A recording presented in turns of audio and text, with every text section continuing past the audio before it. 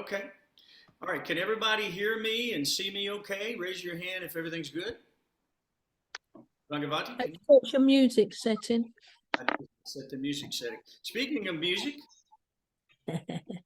I see my hand raised. I don't know why it is. Has somebody got a hand up? Other than oh, I see Bhavananda's hand. All right. So glad to have you all here tonight.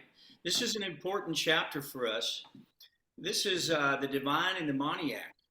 And it's the 16th chapter of the Bhagavad-gītā. So we're well on the way to completing this, I would say, pass through on the Bhagavad-gītā, because we'll definitely come back to Bhagavad-gītā for the rest of our lives. There's no question about it. But I think we'll go ahead and start with a little kirtan, if that's okay. All right.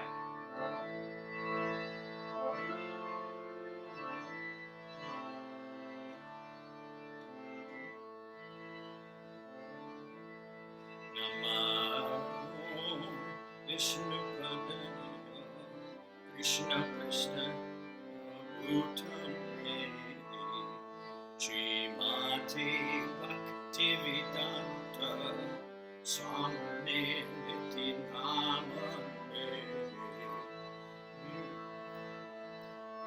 Namaste Saraswati Devi Gauravandi Pracharane Nivishesha Sunyavandi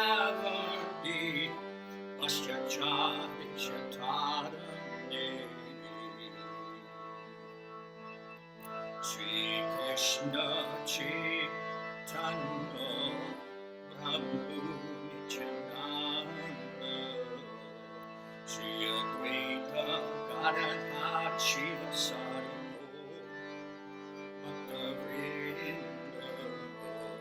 Shri Krishna Chaitanya Prabhu Nityananda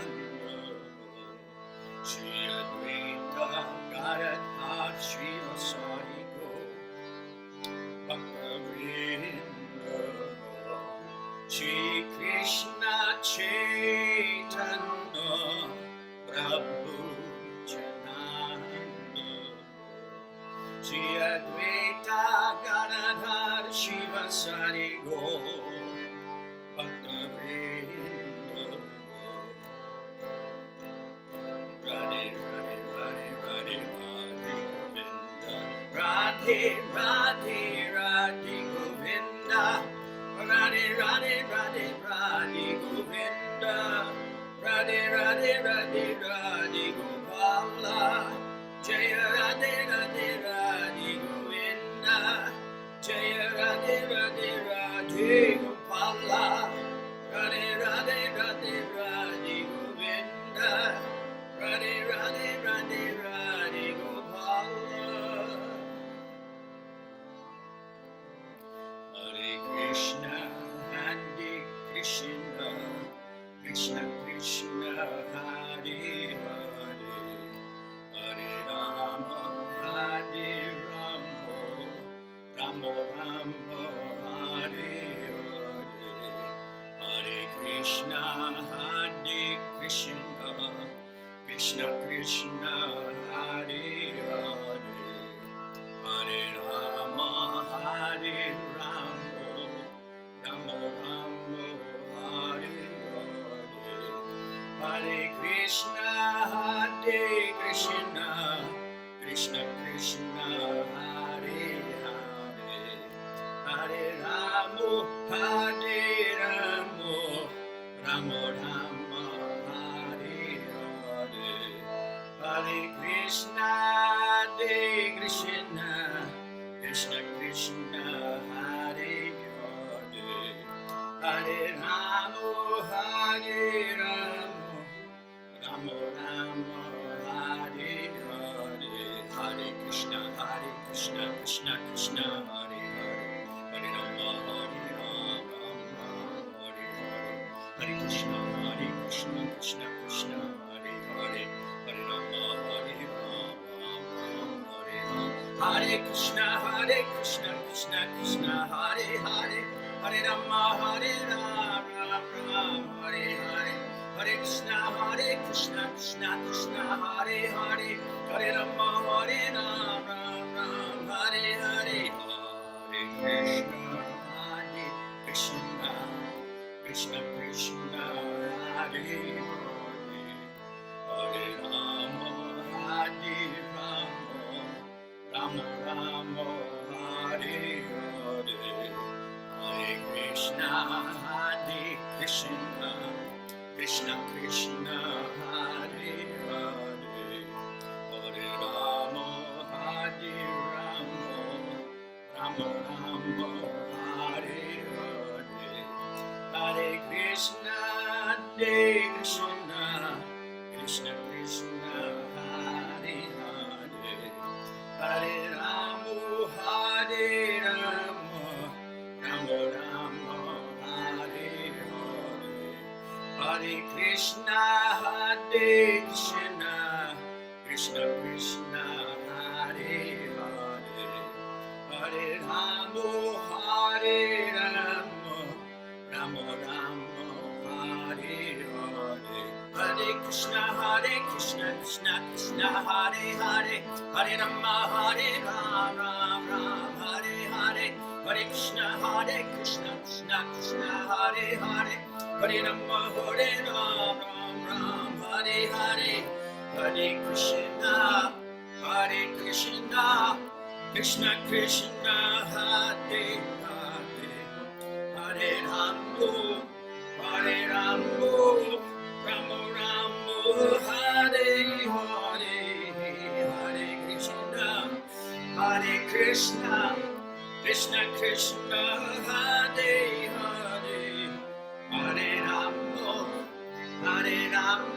Rama Hare Hare Hare Krishna Krishna Krishna Hare Hare Hare Rama Rama Rama Hare Hare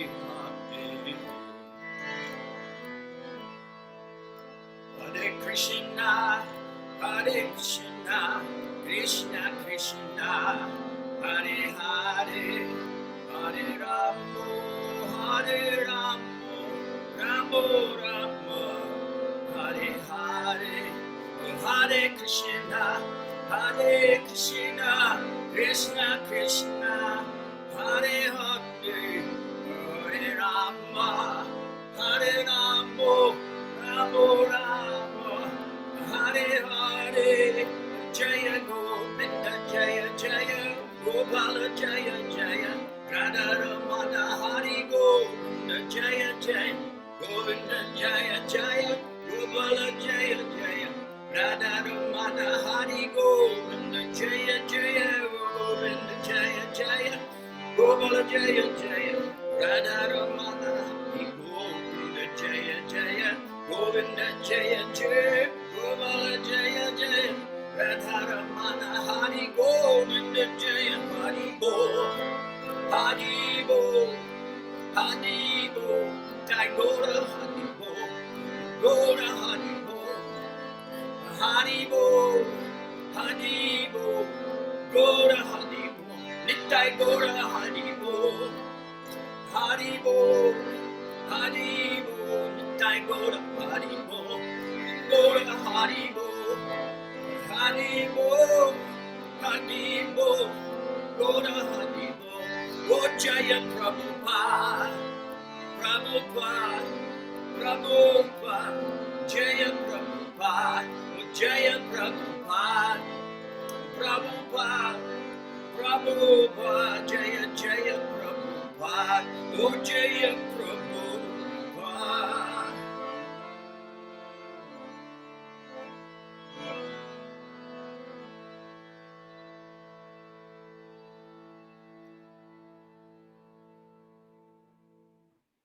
Jai Srila Prabhupada Ki Jai. Haribo. Jai. Haribo. So did that come out okay? Could you hear that all right? Yes. Okay, because the last time we did this, it didn't work out. Rangavati had to erase it. It was cracking up and going crazy. So, all right. So we have a wonderful chapter to study tonight. And before we do that, I would like to read one verse from the previous chapter 15. Yomam evam asamudho janati purusottamam sasarva vid bhajati mam sarva bhavena bharata. In this verse from the previous chapter, Krishna explained, this was the chapter of devotional service, whoever knows me as the Supreme Personality of Godhead without doubting is the knower of everything. He therefore engages himself in full devotional service to me, O son of Bharat. Isn't that beautiful? So that's supported actually by the Srimad Bhagavatam, and there's a verse in the Srimad Bhagavatam I'd like to read to you as well. This is in the 3rd canto, 33, chapter number 8. It says, "O my Lord, persons who chant the holy names of your lordship are far, far advanced in spiritual life, even if born in families of dog eaters, like Malechas, Yavanas, Chandalas. Such chanters have no doubts, are undoubtedly, excuse me, I can't see this. Such chanters have undoubtedly performed all kinds of austerities and sacrifices, bathed in all sacred places, and finished all scriptural studies." So the situation is that we're not new souls. This is not our first time around. We've been involved, and therefore we're attracted again. And so life after life, we're making our progress in this endeavor. There's no loss or diminution. And a little advancement on this path can protect one from the greatest type of fear or danger, right? So we were talking last night. We had a nice program up at Manisha's house, very nice. We were talking last night that we're living or walking literally on a razor's edge. A razor's edge. So one little slip and you get cut. So you have to be very, very careful. So in the Vedas, it's prescribed Harinama, Harinama, Harinama, Eva Kevalam, Kalo Nasteva, Nasteva, Nasteva, Gatirantitaha. That means that in this age, there is no other process but calling on the holy names of God, call on the holy name of God, call on the holy name of God. That is the Yuga Dharma. So if we're trying to do sacrifices and we're trying to do elaborate temple worship and we're trying to go back to Satya Yuga qualities and religion, we will have a failed effort on our hands. So the idea is that this chanting of the holy names of God is the Yuga Dharma, and it's the purpose of our human life. So Krishna goes on to say, or this goes on to say, excuse me, Dasa goes on to say, in Srimad Bhagavatam, he says, "My dear sons, there is no reason to labor very hard for sense pleasure while in this human form of life. Such pleasures are available even to the stool eaters, the hogs. So rather, you should engage yourself in penances in this life by which your existence will be purified, and as a result, you will enjoy unlimited, transcendental, and eternal bliss." Wouldn't that be better than trying to enjoy the same types of pleasures that even the hogs enjoy, right? So there has to be a higher purpose for human life, and the higher purpose is to know God, to love God. So this chapter completes itself in this verse, saying that a person who knows the Lord knows everything.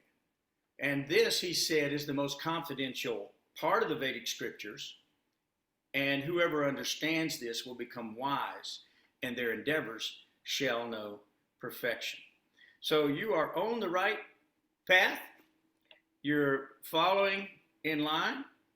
And Krishna goes on to say in the 11th canto of the Bhagavatam, "In this age of Kali, people who are endowed with sufficient intelligence will worship the Lord, who is accompanied by his associates by performance of Sankirtan Yajna."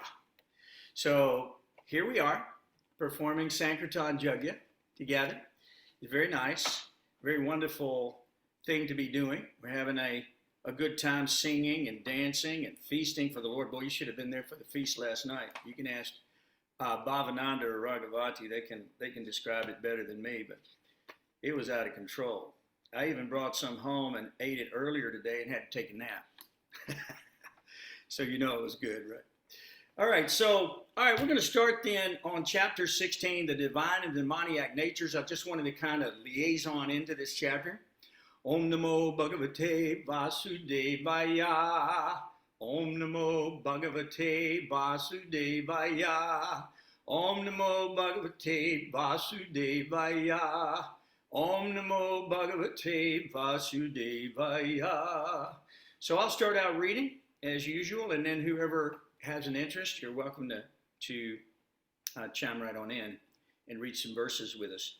So text 1 to 3, the Supreme Personality of Godhead said, fearlessness, purification of one's existence, cultivation of spiritual knowledge, charity, self-control, performance of sacrifice, study of the Vedas, austerity, simplicity, nonviolence, truthfulness, freedom from anger, renunciation, tranquility, aversion to fault finding, compassion for all living entities, and freedom from covetousness, gentleness, modesty, steady determination, vigor, forgiveness, fortitude, cleanliness, and freedom from envy, and from the passion for honor. These transcendental qualities, O son of Bharat, belong to godly men endowed with the divine nature. So if there's any question, Krishna has gone through this very, very careful and enunciated the qualities of godly persons who are endowed with the divine nature. Now, in previous chapters, he also gave other qualities we might remember. But here he recaps all of that. And you can test yourself against these qualities and find out, are you free from anger? Right? I mean, today I got a little frustrated, I have to admit. So I must not be free from anger. But there's always something in the world that will bring you from your meditation to try to distract you. It's called Maya, right?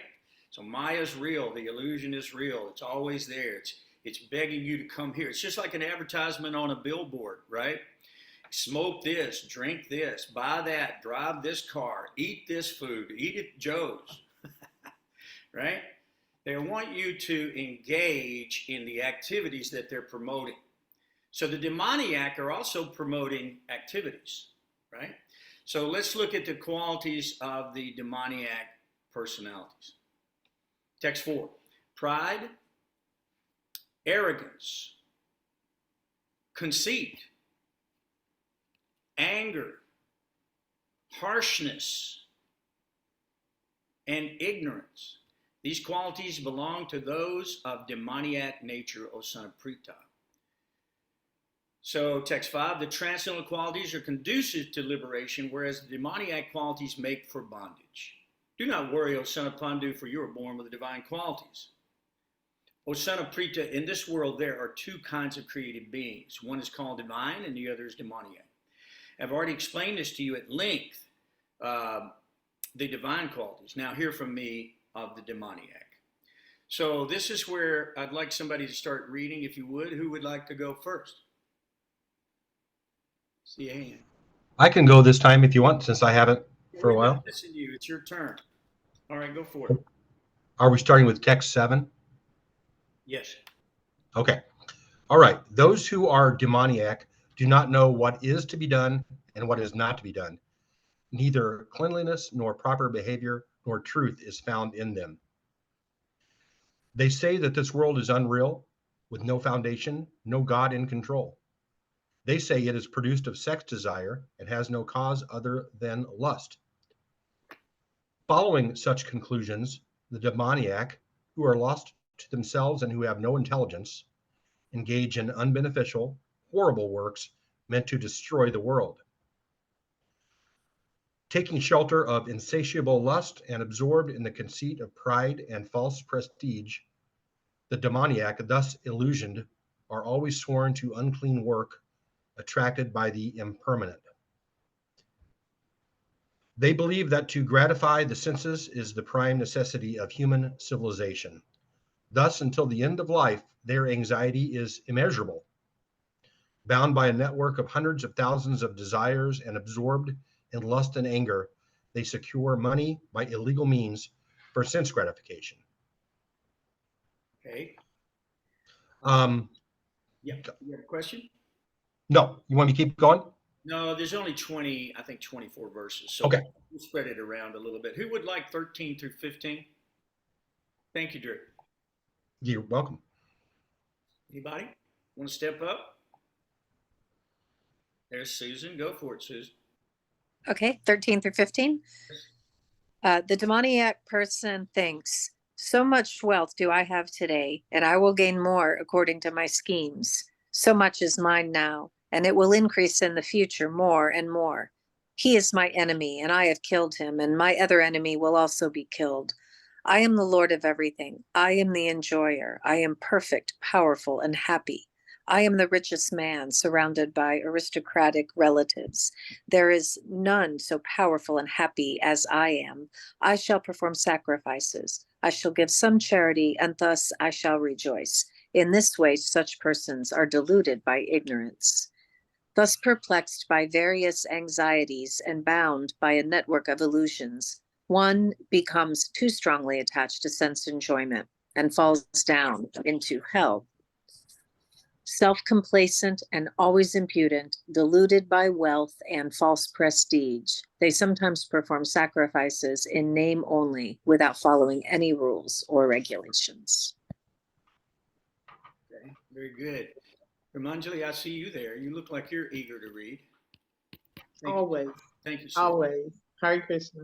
Thank you. Bewildered by false ego, strength, pride, lust, and anger, the demon becomes envious of the Supreme Personality of Godhead, who is situated in his own body and in the bodies of others, and blasphemes against the real religion. Those who are envious and mischievous, who are the lowest among men, are cast by me into the ocean of material existence, into various demoniac species of life. Attaining repeated birth amongst the species of demoniac life, such persons can never approach me. Gradually, they sink down to the most abominable type of existence. That's right. Okay, that's very good. Who else do we have that wants to read? Thank you, Ramanjali. Anybody else? I'll hop in here. Yes, please. I didn't even know you were here. I'm so happy to. Snuck in. Yeah. We're at 21, correct? Yes. All right. There are 3 gates leading to this hell: lust, anger, and greed. Every sane man should give these up, for they lead to the degradation of the soul. The man who has escaped these 3 gates of hell, O son of Kunti, performs acts conducive to self-realization and thus gradually attains the supreme destination. He who discards scriptural injunctions and acts according to his own whims attains neither perfection nor happiness nor the supreme destination. One should therefore understand what is duty and what is not duty by the regulations of the scriptures. Knowing such rules and regulations, one should act so that he may gradually be elevated. That's it. And that is the complete chapter. So, is there any immediate question that anybody has about this chapter so far? Any illumination or anything you'd like to share? Always chime in. It's not a problem. Always do that. I have a question. Oh yeah, go on, Drew. Okay. Okay, sorry. I'm trying to see what verse it was, but basically it's so if you basically to summarize it, up in this life and keep doing demoniac things, you're going to get basically your next birth will be in a lower life form, right? And then on his purport, Prabhupada says something like there's virtually no chance once you're in those states to come back. I mean, that's pretty. I mean, gosh, Well, that's pretty harsh. I mean, at some time or another. I mean, how do you determine? Well, that's a good question. A very excellent question. Actually, we're the um, architect of our fate. We are the Right. so if a person just continually acts in a sinful way, and we can look at the news every day and we can see there's rape, there's robberies, there's murder, there's theft, there's lying, there's cheating, there's stealing, it's happening from the highest platform, presidential platform, all the way down, you know, Mhm. to the lowest street sweeper, whatever it might be. There's all types of criminal activities going on. So this punishment that you see that is happening is self-created. So Krishna says in chapter 334, he says attraction and repulsion for sense objects are felt by all embodied beings, but one should not fall under the control of the senses and the sense objects, because they are stumbling blocks on the path of self-realization. So there's two kinds of beings, right? Divine and demoniac. There's Nitya Siddha, Nitya Buddha. They're people who are going to be bound up almost eternally. Try to imagine someone like Hitler, who committed such atrocities to millions and millions and millions and millions of people. What type of hellish condition has he created for himself? Just so that he could have some temporary sense pleasure in this material world, or he could feel the sense of power, right? So you were reading that verse a minute ago. It was a very good verse. Let's go to that verse real quick. Well, they don't know what is to be done or what not to be done. There's no truth to be found in them. They say that the world is unreal. There's no foundation, no God in control. They just want sex desire, and there's no cause to this existence other than lust. So therefore, they engage in horrible works meant to destroy the world. So, yes, I mean, you can commit such sins that you are locked in a jail cell and you're not allowed out again, right? In this life.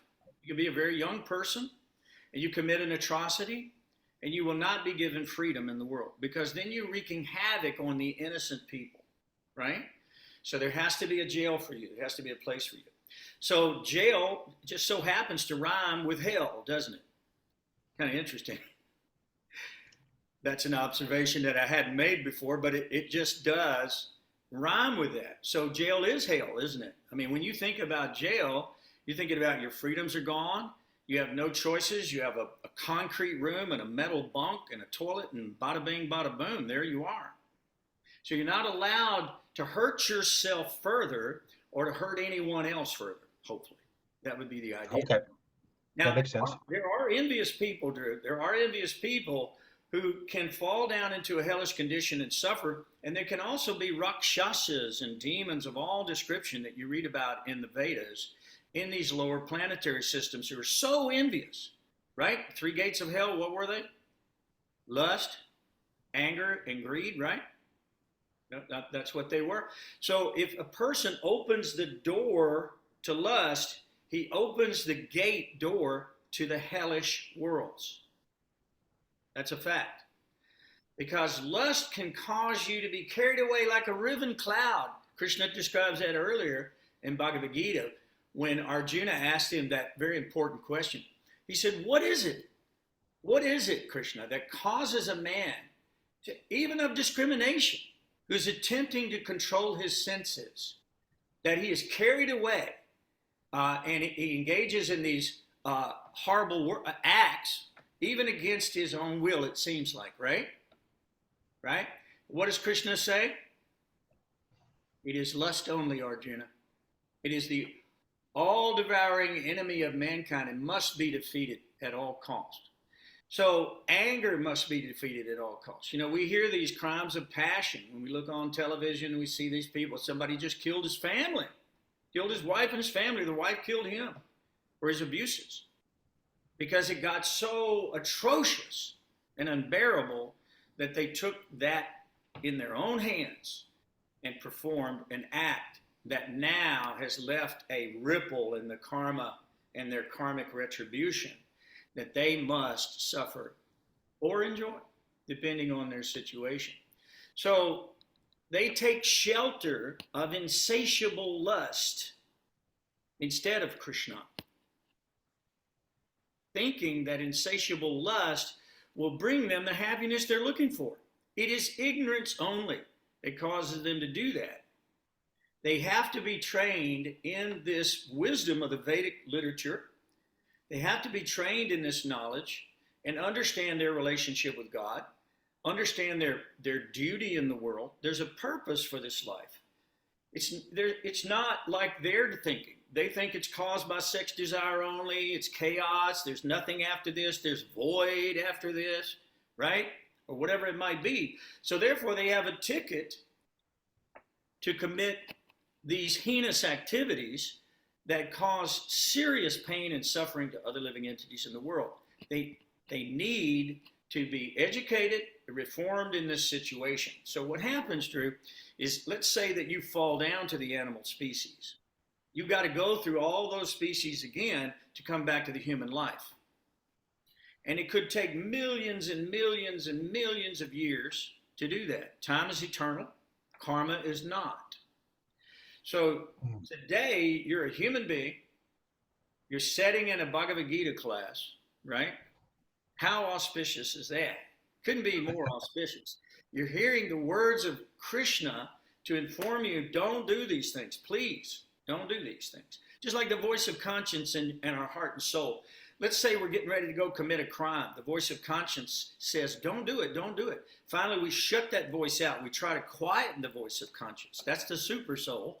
And that's your good understanding of the truth talking to you. And we can deny that so much that we finally quell that voice entirely, where we don't hear that voice anymore. At that point, we can fall down into a hellish condition, and it may seem like eternity to get out. It may. As a matter of fact, at the end of the Kali Yuga, the Kalki avatar comes and kills all the demons that are left and delivers them back to the spiritual world because they just couldn't do it any other way. Right? So that's what happens. And so, no, we'll be delivered. We'll be delivered. The spiritual master will come. The incarnation of God comes, right? Yada yada hi dharma shah, glani bhavati bharata, bhutanam hi dharma shah, tadatmanam srijam yaham. Krishna comes again and again and again and again and again. Why? To deliver the sadhus and annihilate the miscreants and to reestablish those principles of religion. Okay, paritranaya sadhunam. Vinashaya cha duskritam. That duskritam is the demons. Sadhunam is the divine character. Okay? So the idea here is that yes, it's up to you to make your own choices. You have free will. And so when we hear the Shastra, we know then that our activities. So one who knows Krishna's God and understands it, he engages in devotional service. That's the idea. Devotional service is a transcendental act. It's not of this world. So everything that you do in a state of Krishna consciousness and devotion, it's all spiritual.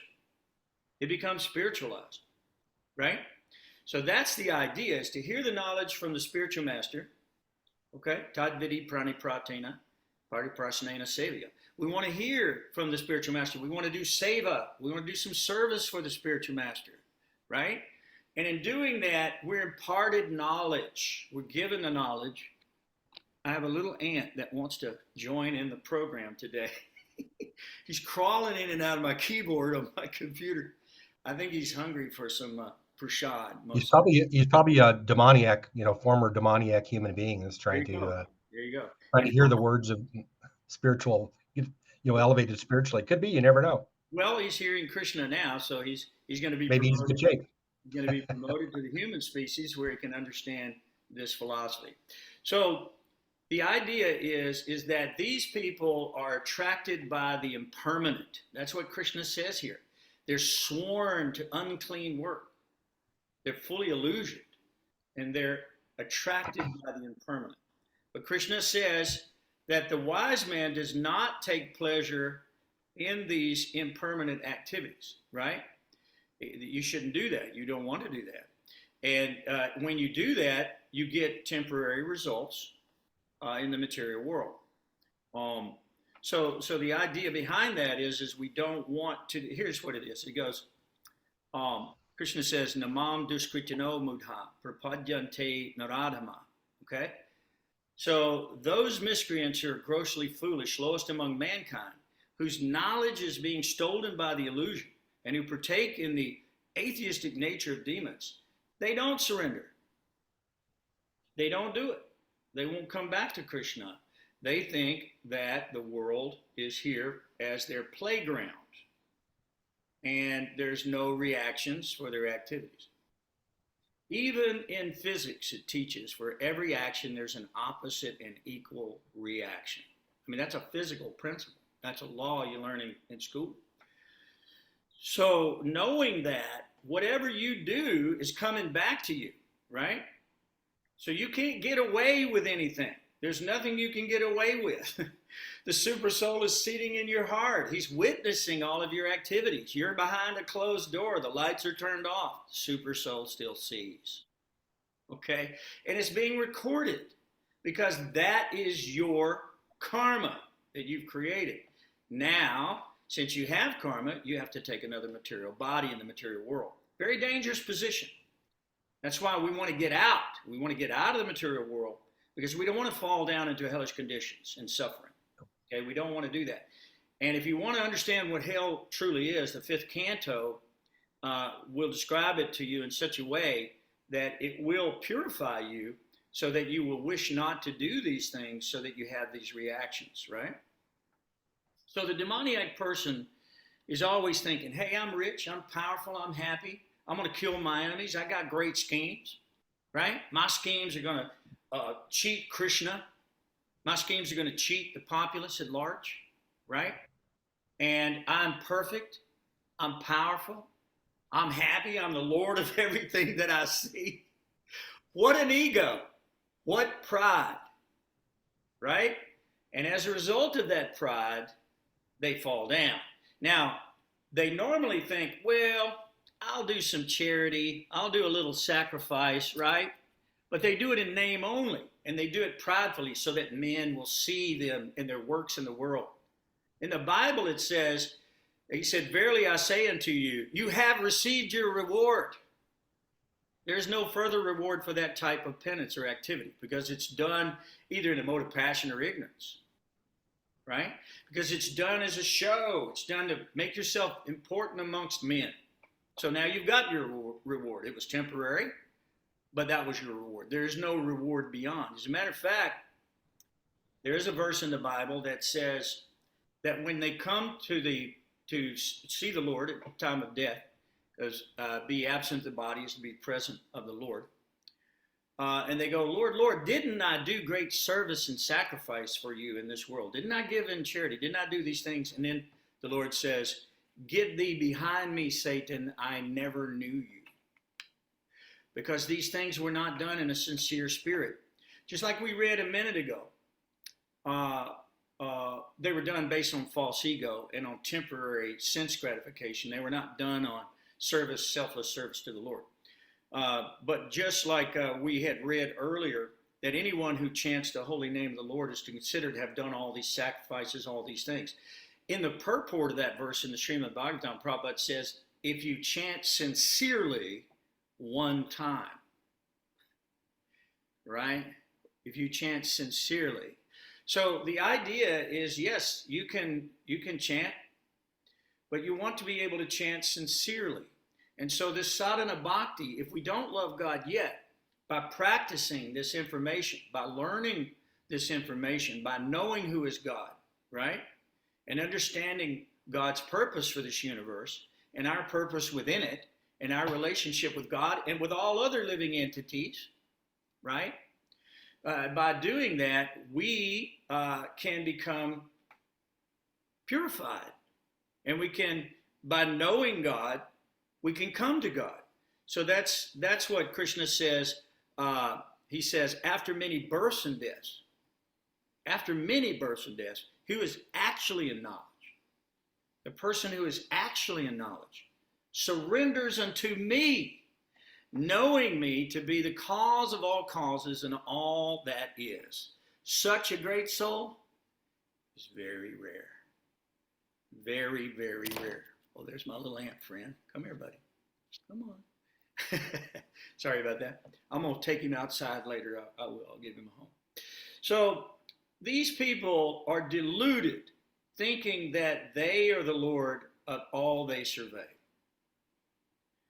But they're bound by a network of illusions.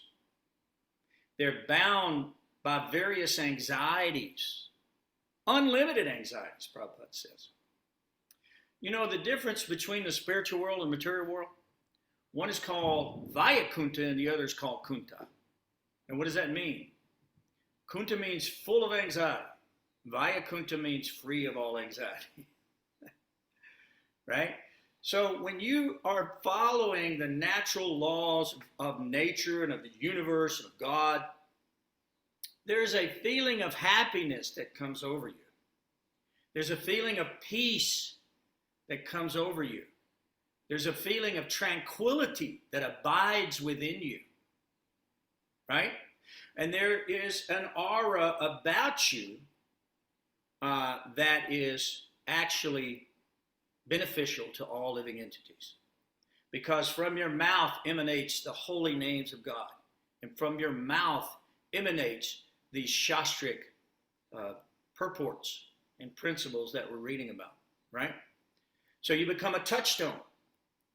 Touchstone, anything touches the stone becomes gold. You become a desire tree to the world. You're kind to every living entity. You're compassionate to all living entities. And you can feel their pain.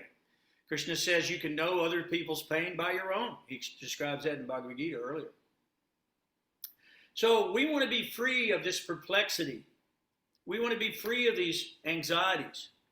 We want to be free of this labyrinth. Like in the last chapter, it describes the labyrinth as a great banyan tree. Right?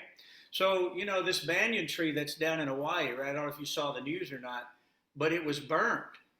It's only 150 years old, but it's as big as, it's city blocks big, right? So this banyan tree is amazing. But in the last chapter, we learn that we're entangled in this banyan tree, and we're jumping from branch to branch to branch, just like monkeys, really, looking for the next sense object to apply to our senses. And as long as we do that in an uncontrolled way, we remain in this labyrinth in the banyan tree. So if we become too strongly attached to this material world and the sense enjoyment, then we fall down into hell. That's described here. Okay? So this hellish condition, we can look around ourselves and see people who are living in a hellish condition currently. Right? They got deformities, they're miserable, they're poor, they're whatever it might be. I mean, you can look across the Richter scale, really, and you can see levels of this hell, even in this world. So we have an indication of what the hellish worlds might be like, or the lower planetary systems might be like, just by seeing the suffering that takes place here. We can also understand a little bit of the heavenly planets as well, because we can see that some people are very wealthy, very beautiful, they're famous, they've got all these things. But none of it will satisfy them until they surrender it all back to God, who's the proprietor of all of these things. And then by doing that, their activities become karma-free, right? So that's the idea. So now, Krishna also says in the 7th chapter, verse 25, I'm never manifest to the foolish and the unintelligent. For them, I am covered by my eternal creative potency, yoga maya. And so the deluded world knows me not, who am unborn and infallible. So if you don't want Krishna, he won't bother you. He'll let you to your own devices. And good luck with that. Right? So we don't want that. We don't want those situations. I quote this verse all the time. We may lose our electric. We've had some pretty bad storms out here tonight. But Krishna says in chapter 8:16, and I love quoting this, Brahma Bhuvanal Lokar Pranar Arvartanorjana Mamu Petya Tukanteya Punarjanmana Vidyate. So even from the highest planet of Brahmaloka down to the lowest, all are places of misery. So if you think you're going to be free from misery in the world because you have an air conditioner now, right? Or you have a television, right? Right? Or you have a nice hot shower, right? And maybe 100 years ago they didn't have any of that, but now you do. And you have a cell phone, right? So now you communicate all nonsense to everyone. That is not making your life better. As a matter of fact, it's making it more entangled and more confusing, and it makes sense gratification even more available. Because you go on the internet, the most popular thing in the whole world, bigger than the governments of the world, bigger than healthcare, and look at how important that is pornography. Number one, money-making program. Because we're attracted to the impermanent. We don't understand the purpose for sex life. Purpose for sex life is to religious principle to bring about this miracle of childbirth so that you can raise that child as a pure devotee of God who can liberate the whole world from this nonsense, nescience program that we're involved in. So the idea is yes, you should desire to have children that you can make into pure devotees, because then they're beneficial to the world. But we see that children who are unwanted progeny, just from the act of sexual gratification, they become unwanted in the world. They're ignorant. They're in a state of want. So therefore, they have no principle. They have no knowledge in most cases because they don't have a parent or at least a parent that cares. Most of them may be born without a father that's there in their home, et cetera, and so on. And it becomes easy prey for the demoniac to take a person like that who's not had the right education and take them off the path of truth, take them off the path of goodness, and instead bring them into the path of crime. Every day on the news, we see where some young teenager has shot people, just killed them. This guy was taking out his trash. He was here from Japan visiting his daughter. He's taking out the trash, and some kid sitting there with a gun and blows his head off. Why? For the thrill of it? See, that's also the God complex. Oh, I'll take your life. It's not your life to take. These lives belong to Krishna. They belong to God.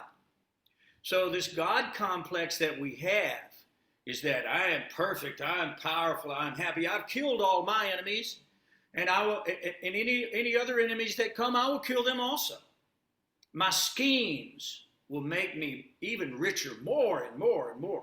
So this greed, this lust, and this anger, when people interrupt your sense gratification, then anger ensues, right? I mean, we see it on the road now. Actually, road rage is becoming one of the greatest. It's rampant. It's become like a pandemic, right? Everybody's getting it. Why? Because you cut me off in traffic. Do you not know who I am? Do you not know that I'm the Lord of all that I survey? How dare you interrupt my sense gratification? See, so they get out of the car and they stab each other, kill each other, whatever it is, over small things like that.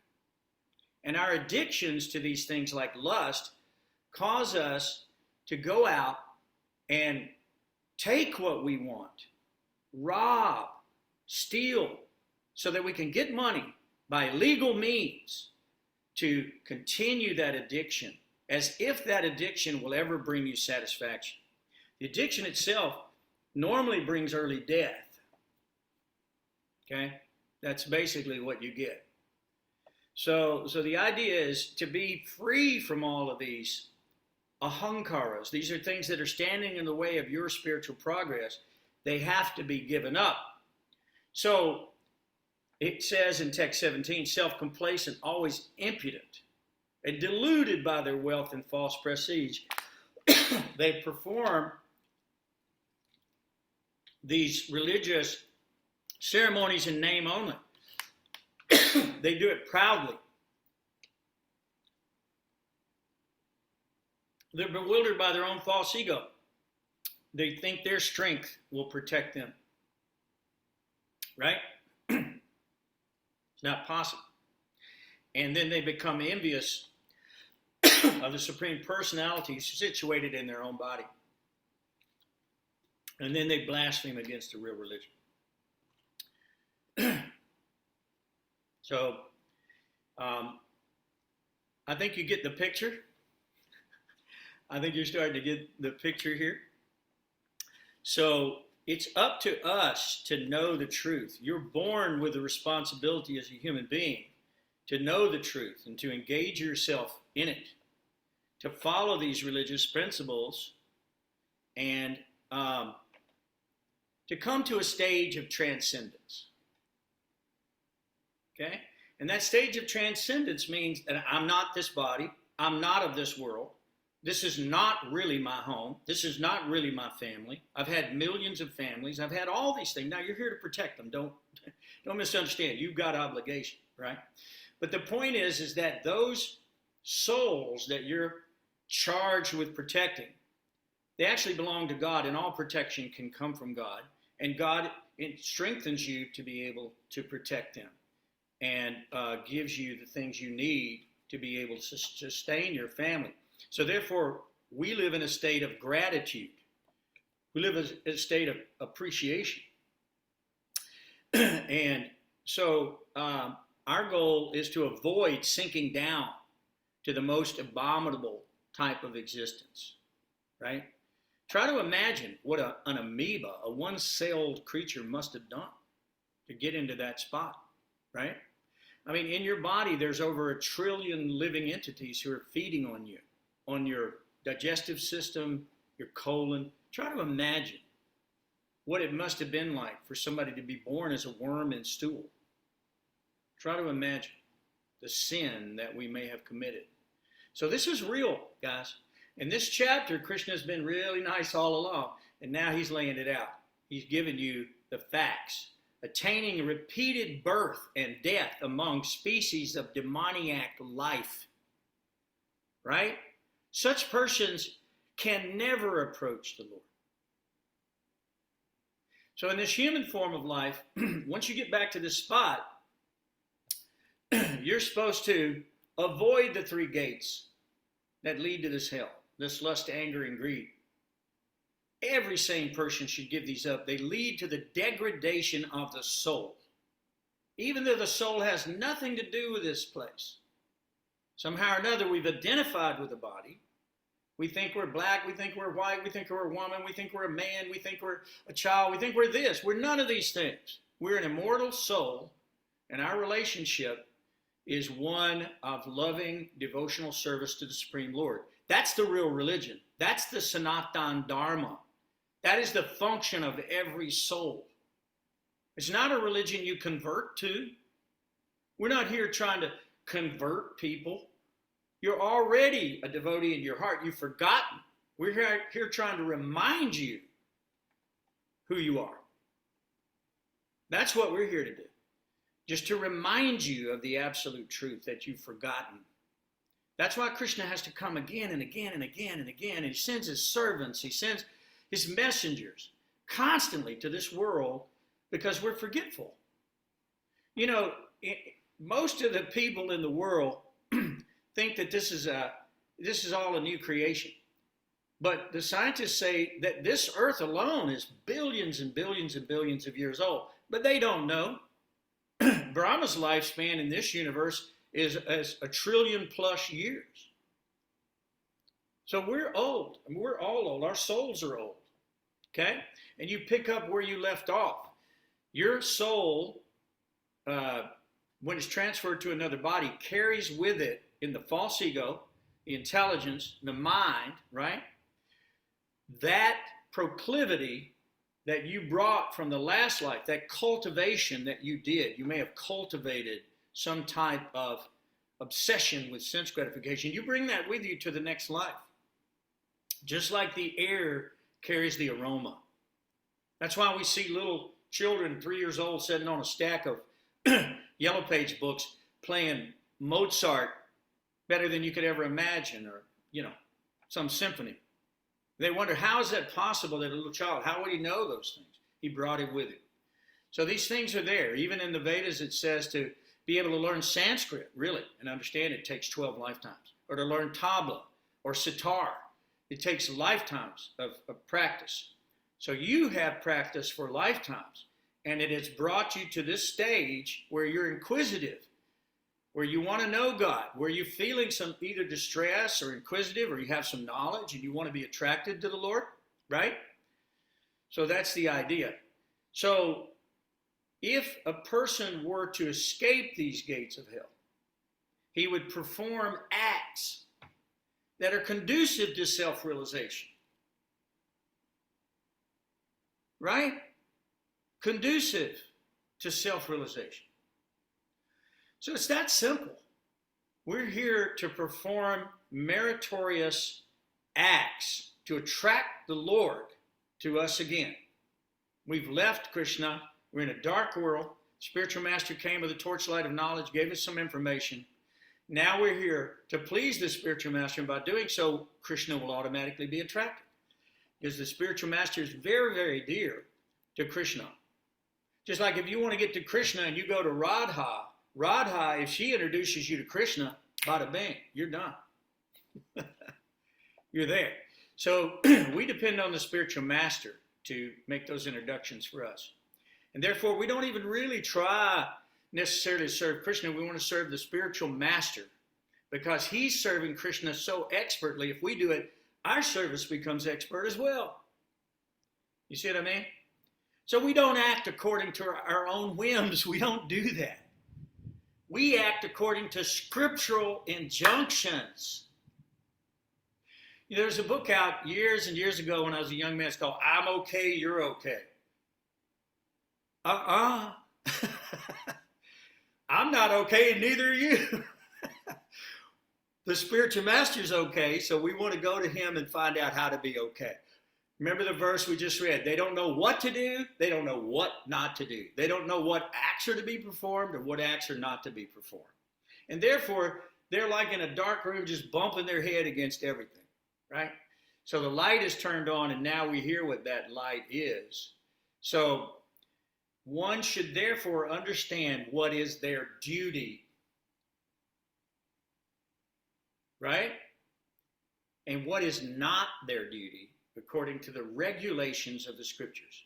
Civilization means regulation. You know, when I was a kid, we were hippies, right? So in high school, it was 69, 1970, like that. And I remember I found a yearbook that my friend, after he passed, they gave all the yearbooks that he had because I was in there with him a lot. He was a musician friend of mine. We played music together a lot. And my what do they call it? It's your slogan. It's like a slogan. Mine was dogs run free. Why can't we? So you can see how ignorant I was. Had it not been for Srila Prabhupada, I would have continued on that path of dogs running free. Right?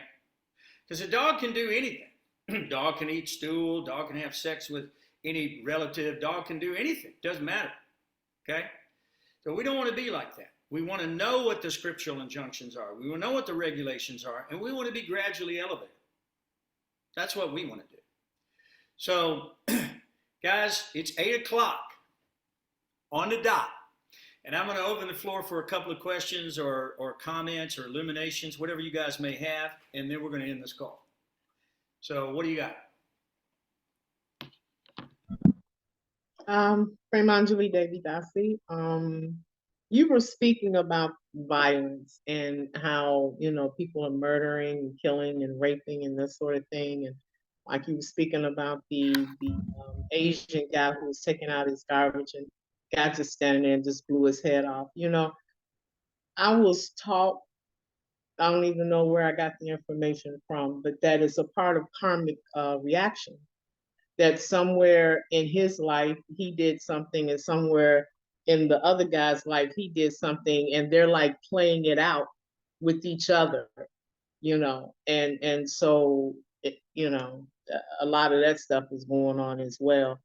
And then to speak of violence, it's like we can see the blatant violence on television, the carjacking, the gangs, the drug addiction, all these things. But then when you look at the white collar crimes, the higher ups, when you get into the mafia and the politics and the stealing and this sort of thing, these demoniac activities are going on behind the scenes, and they're just higher up. They're not as grimy and as blatant as seen on television, and they're not talked about, but they're just as demonic as anything else. They're killing each other, coming into their homes.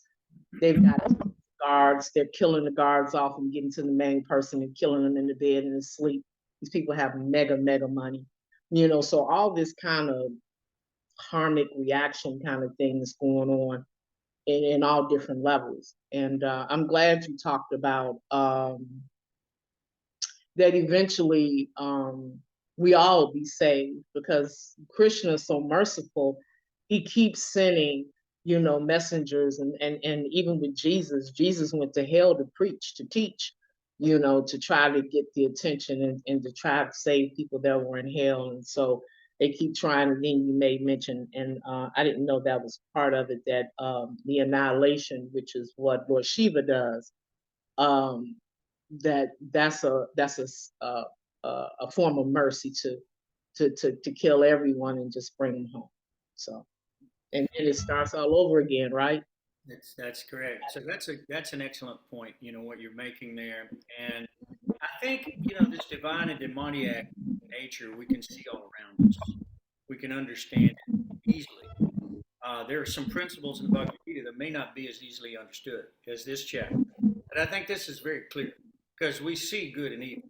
We can understand it, just on the surface. But people do heinous activities just for the thrill of it.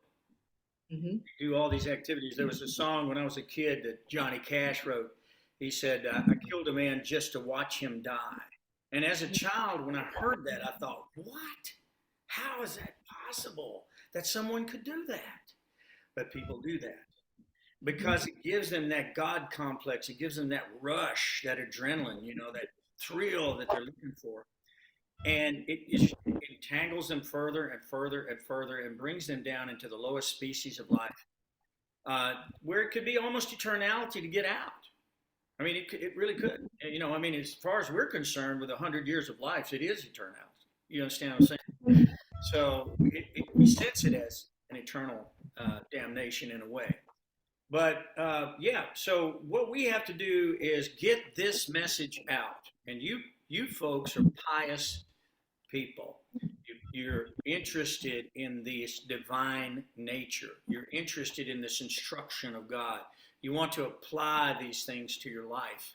You understand that only the three modes of material nature and your karmic reaction involved in those are propelling you in these acts and in this life that you see. So what you do is you bring yourself out of it. It's almost like bringing yourself out of the body and looking back and going, oh, I see this. It becomes objective to you, not subjective. It becomes objective because you're away from it, looking at it, and therefore you can understand it clearly, right? Sometimes when you go away from home, when things are kind of messed up in your life and you just need some time alone, you go to the mountains, you go to the beach, you go somewhere where you can be alone, and you can pray, you can chant, you can think, and you can ask God these questions. And you can cry it out, talk it out. That's okay. That's what we're here to do. And then you come back home and everything's clear. You've seen it from an objective perspective. And therefore you've understood it at a distance, right? And sometimes we have to be able to do that. So this transcendental consciousness is to lift ourselves out into the soul. Understand that we are the soul, we're not the body. These 24 elements you're using currently. Your soul is using them and it's assembled them together in this human form exactly according to your karma. You were born in the exact family, at the exact situation. So everything we get, we deserve because we've done it to ourselves. And therefore, when there's this one guy who always says, when they ask him, how are you doing? Dave Ramsey's his name. He said, better than I deserve. And I thought, this guy has got the light turned on. You understand? Because we deserve a lot worse, guys. And when you talk about demoniac nature, this is something you want to stay away from. You've seen horror films, right? These things actually are going on. Whatever the mind of man can conceive, it can achieve. So in this universe, trillions and trillions of stars and planetary systems and universes and all this kind of stuff. Imagine some of the things that are going on. So we're in a great, great position to be hearing these words from the mouth of the pure devotee Srila Prabhupada. We're very blessed to be here together. I mean, I would love to just continually talk about this nonstop all day, every day. And therefore, I seek the association of the devotees like you who are interested in hearing these words together and bringing about a revolution in our own hearts and in the hearts of everyone else, not only in our family, but in our greater society. And so therefore, Lord Chaitanya Mahaprabhu, Nityananda set the example, Prabhupada set the example, that we should take this message far and wide, because it is a healing ointment on the suffering of humanity. It's a salve on this suffering, and it will heal and cure them. Look, you can patch up the body all you want, it's still going to die. But if you save someone's soul by giving this message of the absolute truth of Sanatana Dharma, they can understand their real nature, who they are. It's not an imposition. What we're doing today is an imposition. We've learned it from our school teachers. We've learned it from our professors. We've learned it from our parents. We've learned it from television. We've learned it from the creeps that we've hung out with in our life, right? And we've learned a lot of bad stuff. Now it's time to unlearn all that and learn the truth and then live accordingly. And then you will be the beneficiary, you'll be the beneficiary of that act. Because at the end of this life, you'll know when you meet with God at the time of death, you will know what you've done in this life and how it affected you at that time, right? It's like we talked about the child in the womb. The child is praying, dear Lord, let me out. I'll never forget you again. I will serve you. But we've done it again. Here we go again. Now, I know it's time to go. I'm going to tell you this one last little thing, and then we're going to have to end the class because I don't want to keep everybody until they get mad at me. Right? Because I know how it is. Y'all got stuff to do. You can check out at any time you need to. You know, we're Hotel California. Once you check in, you can never leave. So no, you can go anytime you need. But when I was a little boy, I drowned in the lake, and I actually died. And my brother drugged me out of the lake. Took him, I don't know, 10 minutes to find me, whatever. Drugged me out by my hair. I didn't know it.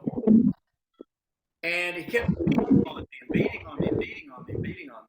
And I could see all this. I was elevated in the air, just above the body, and I could see everything crystal clear. I mean, it was amazing. It was like, high def, right? Before high def, right? So it was high definition, and I could see all these things. And I remember when I sunk down to the bottom of the water, I remember saying, "Oh no, here I go again." That's what I said to myself.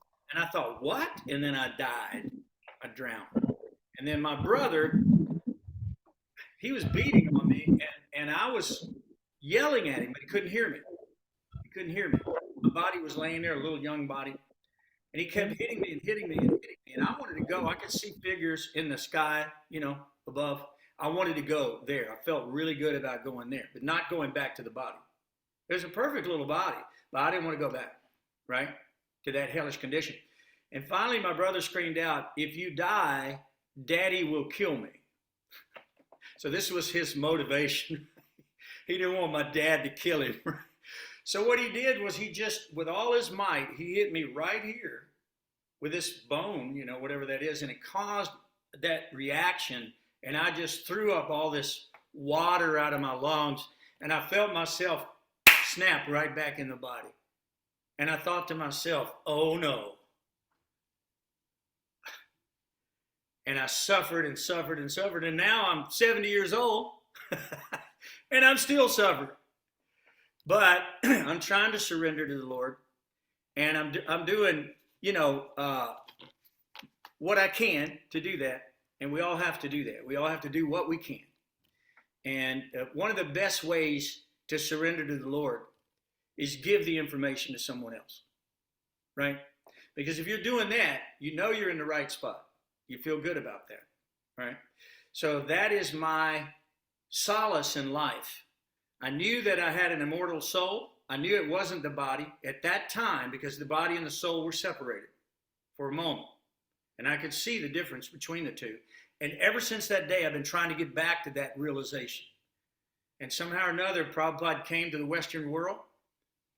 And just by causeless mercy, I ran across Prabhupada and that information, and it saved me. So I want to give that information to as many people as possible. So please share this with everyone as much as you can. And also, take up your cross, right? So we all have a cross to bear. Take it up, okay? So do what you can do. And that's my story, and I'm sticking to it. So God bless Thanks for sharing. Amazing. Thank you.